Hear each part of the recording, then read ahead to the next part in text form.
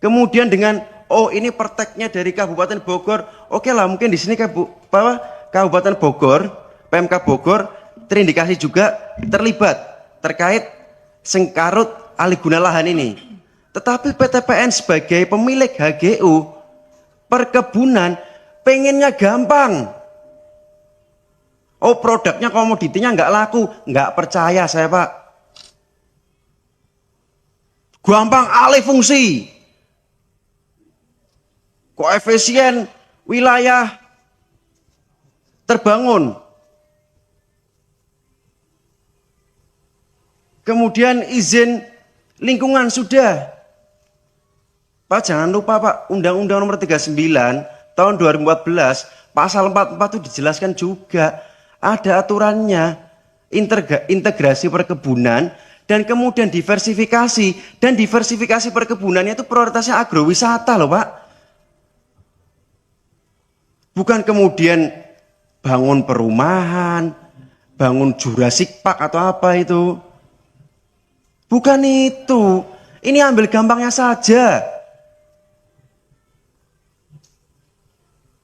Ini saya rasa kuncinya di PTPN 8 kemarin, di kepengurusan panjenengan, maaf, di kepengurusan sebelum panjenengan menjabat Pak tadi. Nggak tahu siapa itu direkturnya PTPN 8 itu. Publis saja di media sosial atau di medianya PTPN Pak. Biar nggak panjenengan yang cebok-cebok terus Pak Gani. Saya sebutkan Pak ya. Jaswita Lestari Jaya kolaps dengan Laksmana Jaya Tunggal. Mereka rencana bikin Hibix Park. Awalnya itu 15,46 hektar.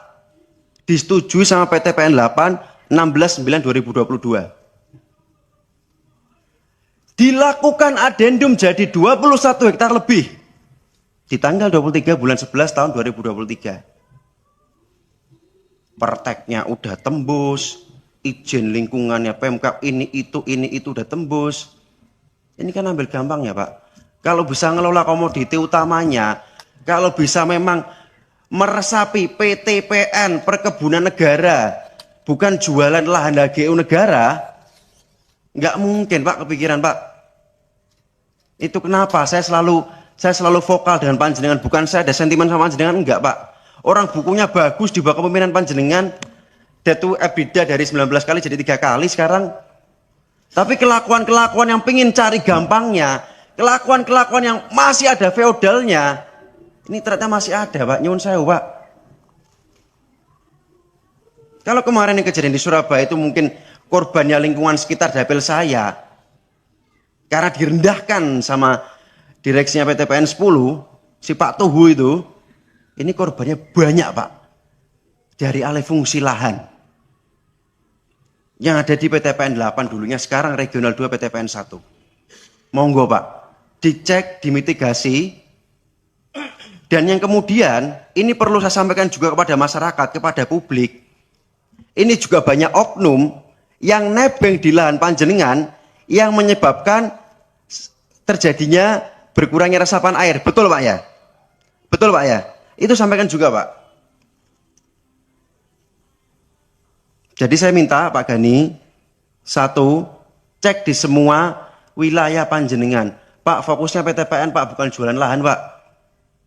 Oke, optimalisasi aset kemudian disewakan, tapi jangan kemudian mencolotnya kejauhan Pak. Kemudian yang kedua, disampaikan saja kepada publik Pak. Kira-kira kemarin oknum-oknum yang terlibat itu siapa?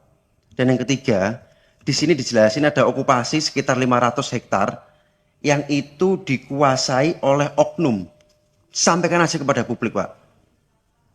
Oknumnya oknum seperti bagaimana Pak? Nggak usah, kalau udah urusan kayak gini nggak usah ada ngaling-ngaling Pak. Nggak usah ada yang ditutup-tutupi, sampaikan aja. Karena insya Allah kalau semangatnya panjenengan untuk menertibkan, ya komisinya bersama dengan panjenengan. Tetapi dipastikan dulu rohnya PTPN, perkebunan negara, bukan jualan lahan HGU perkebunan negara Pak. Ihdinas siratal mustaqim. Kemudian tentu kami evaluasi seperti kami sampaikan, kami akan evaluasi semua apa yang kurang. Kalau optimalisasi satu hal, tapi optimalisasi harus tetap menaati aturan-aturan tentang lingkungan. Jadi itu yang akan kami lakukan. Tentu terkait dengan permasalahan sudah terlanjur terjadi yang disampaikan tadi oleh Pak Asep ya. Pak Asep, kami nanti konsultasi ke Bapak, nanti tim saya ke Bapak. Kita akan melakukan gerakan besar-besaran untuk penghijauan, Pak. Ya, Bu Rike pastilah. Bu Rike kan itu kita untuk melakukan penghijauan besar-besaran termasuk rehabilitasi sosial ya untuk masyarakat. Kemudian tentang energi hijau, Pak, kita sebenarnya sudah bekerja sama. Kita melakukan pengembangan seperti untuk penggunaan PLTS, kemudian Bayu dan sebagainya. Kita dalam proses, bahkan untuk di Sumatera Utara limbah kelapa sawit kita sudah jadikan sebagai energi. Dan terakhir mungkin terkait dengan okupasi, Pak, itu ada dua pendekatan kami lakukan. Kami sebenarnya kemarin itu menunggu selesainya pilkada, Pak. Jadi kalau di Sumatera Utara kami sudah punya paten bagaimana menyelesaikan masalah tanpa gaduh. Dan sebenarnya di daerah Megamendung kami lakukan terkait Eiger itu sebenarnya itu juga pendekatan. Itu dulu okupasinya luar biasa tapi diselesaikan dengan cara baik. Cuma kalau di dalam pelaksanaan ada yang melanggar ketentuan tentu kita nggak bisa mentolerir. Maka hal-hal yang terkait konservasi menurut saya nomor satu. Kalau masalah untung dan sebagainya nomor berikutnya. Terakhir yang terkait dengan Pak Nurdin kita akan selesaikan, Pak, sederhana itu yang diasan. Kalau menurut saya kalau untuk kepentingan umum, kalau saya kerjain aja dulu, urusan ini belakangan aja. Mungkin nanti saya akan sampaikan ke tim kita yang di lapangan. Mungkin demikian pimpinan, Bapak sekalian, sekali lagi terima kasih atas segala masukan dan saya selalu menganggap apa yang disampaikan Komisi 6 selama ini kami jadikan acuan dan itulah yang bisa memperbaiki kinerja PTPN dari waktu ke waktu. Terima kasih. Bila Jadi mungkin lainnya adalah kopi salah satunya mungkin, Pak ya. Baik, Pak, saya ke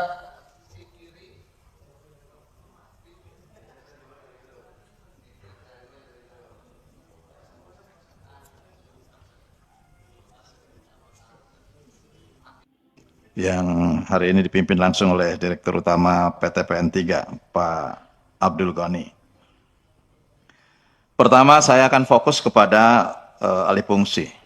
Supaya tidak terlalu panjang, saya langsung bahwa kalau kita melihat wilayah ini sebetulnya sudah menjadi kawasan yang dilarang karena sudah masuk dalam DPCLS, yaitu dampak penting, cakupan luas, dan strategis. Karena ada dua sungai yang kemudian bergabung menjadi Sungai Bekasi itu. Dari dua hulu sungai yang sebetulnya kalau merujuk kepada keputusan Presiden, ini sudah ada Pak Ghani. Jadi Pak Ghani mau bicara persoalan komoditas apapun di situ, semestinya kawasannya yang terintegrasi di dalam wilayah catchment area dalam keputusan Presiden nomor 114 tahun 1999. Jadi ini udah panjang ini, tolong dicatat Pak Ghani. Ya. Keputusan Presiden nomor 114 tahun 1999. Ini menetapkan bahwa penataan ruang kawasan Bogor, Puncak, Cianjur, Bopunjur yang mengatur tentang penataan ruang kawasan Bopunjur sebagai kawasan lindung. Termasuk di dalamnya di situ ada kawasan perhutani kurang lebih 890 hektar, hanya 20% dari kawasan DPCLS itu ya. Berdampak penting, cakupan luas dan strategis. Kemudian ada KHDPK, ini 129 hektar, 3%. Cagar alam Telaga Warna, 132 hektar. Perkebunan, ini termasuk irisan perkebunan dengan PTPN, ada 897 hektar. Ada Taman Nasional Gunung Gede Pangrango, 842 hektar. Dan kemudian ada areal penggunaan lain, termasuk juga kawasan PTPN yang terokupasi. Ya, jadi memang ini PTPN PR-nya besar. Kalau dari 1623,19 hektar total luas lahannya, maka ada okupasinya 498,21 hektar, 30% diokupasi dan hanya yang direbusasi itu hanya 25,09%. Jadi semestinya kan kalau kawasan di situ, kalau irisannya ada di perkebunan, kawasan areal perkebunan dan areal penggunaan lain 1623, menurut saya Bapak kembali pelajari terkait dengan keputusan Presiden nomor 114 tahun 99. Nah oleh karena itu, hitung-hitungannya seperti apa? Curah hujan di sana sudah dihitung bahwa membutuhkan catchment area sebesar 5.223.238 meter kubik. Itu kemampuan tampung. Karena curah hujannya itu cukup tinggi, 115,1 mm per hari.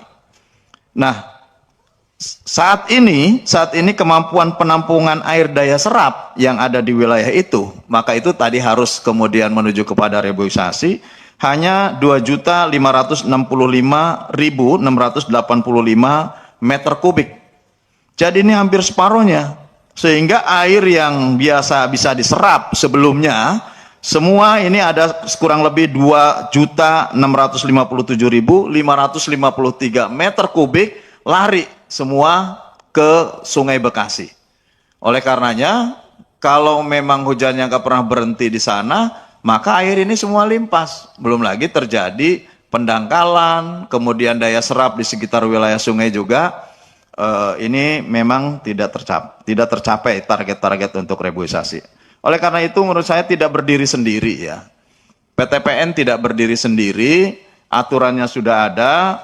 Namun kalau melihat bagaimana komposisi distribusi lahan yang dimiliki oleh PTPN yang 1.623.019 hektar, menurut saya ini coba dikaji ulang. Nah, terokupasi ini untuk apa? Ini juga pertanyaan besar. Apakah semua di sana dijadikan perumahan? Ataukah oleh para penguasa-penguasa? Karena sekarang penguasa itu jangan identik dengan orang pusat. Kepala desa aja berkuasa sekarang ini, gitu. Ya, seperti di kawasan kemarin Tangerang juga kepala desa yang berkuasa. Nah, oleh karena itu menurut saya coba dievaluasi nih.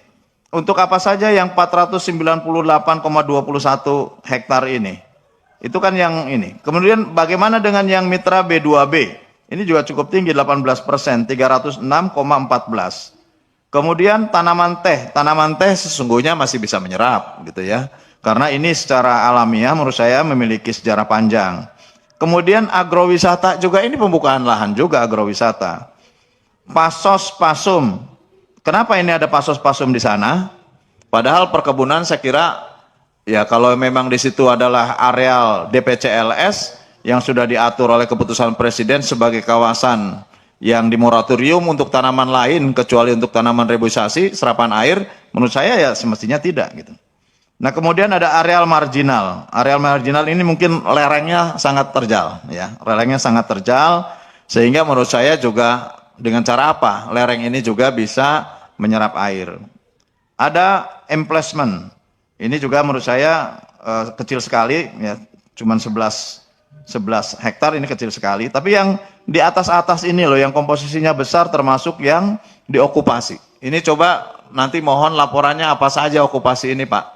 Ya, sehingga yang tadi saya sebutkan bahwa sesungguhnya masih ada hal-hal lain seperti di Cagar Alam Telaga Warna, kemudian Taman Nasional Gunung Gede Pangrango dan KHDP. Berkat sepak terjang Kang Deddy mengusut tuntas mafia tanah, akhirnya DPR marah besar dan menuntut kepada BTPN untuk meluruskan semua permasalahan tentang lahan yang terindikasi oleh mafia-mafia tanah. Kali ini kita akan menyimak seperti apa sih kepribadian dari Kang Deddy Mulyadi sehingga bisa berani untuk melawan mafia-mafia tanah. Kita simak bersama.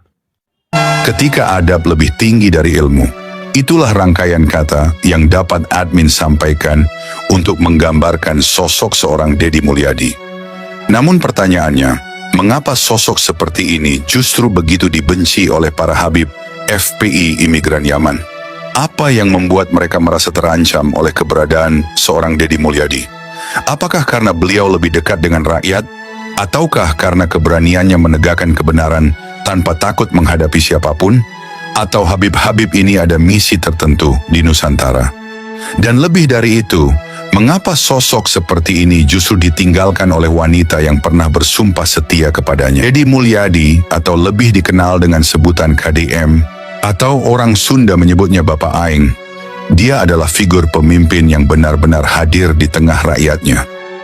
Ia bukan pejabat yang hanya duduk di balik meja, bukan pula pemimpin yang hanya pintar berbicara di podium.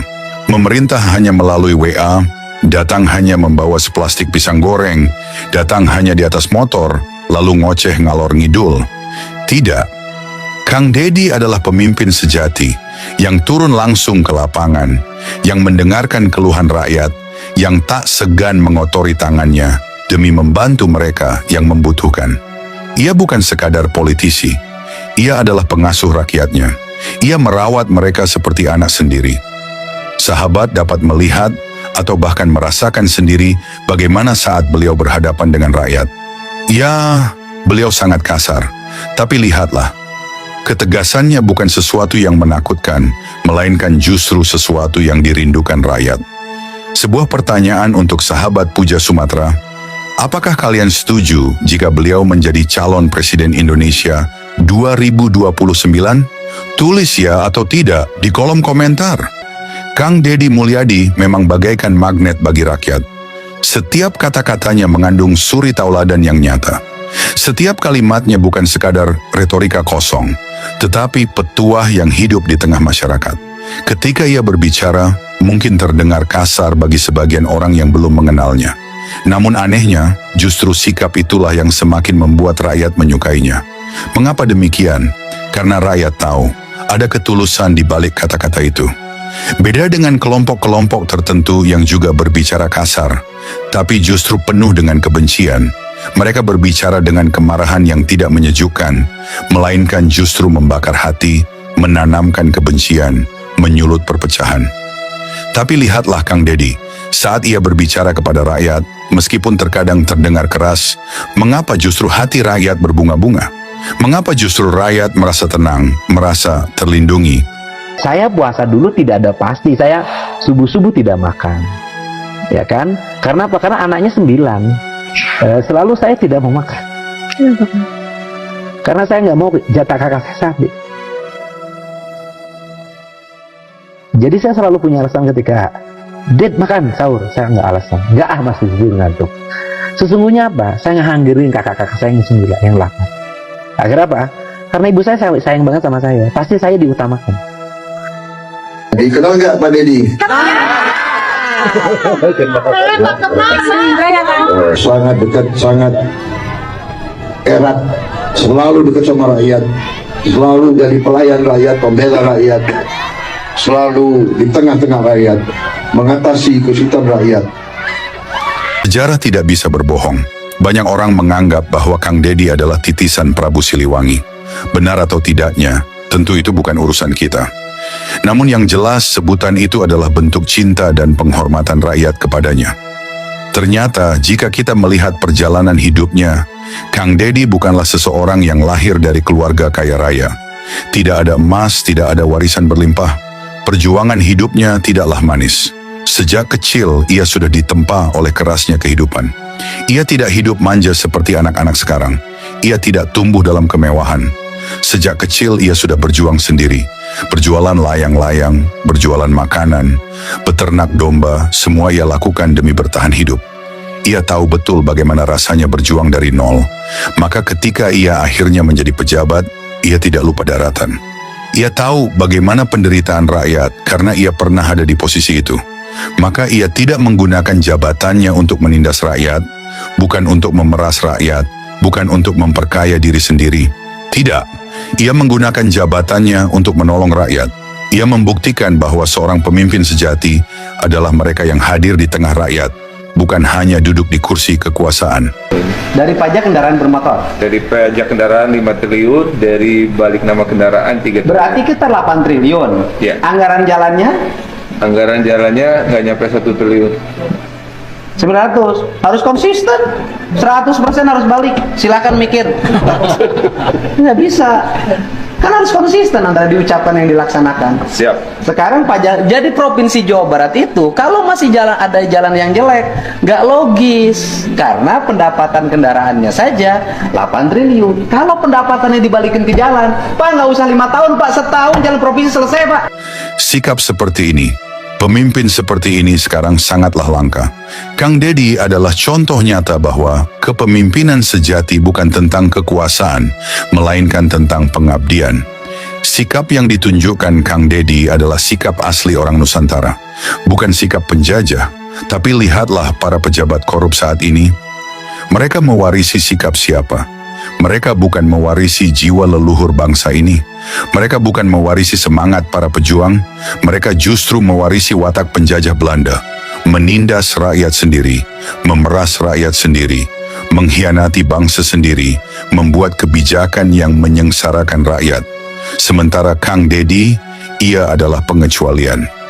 Dan lihatlah para Habib-Habib di Nusantara, mereka sok paling Indonesia, padahal mereka bukan dari bagian dari Indonesia.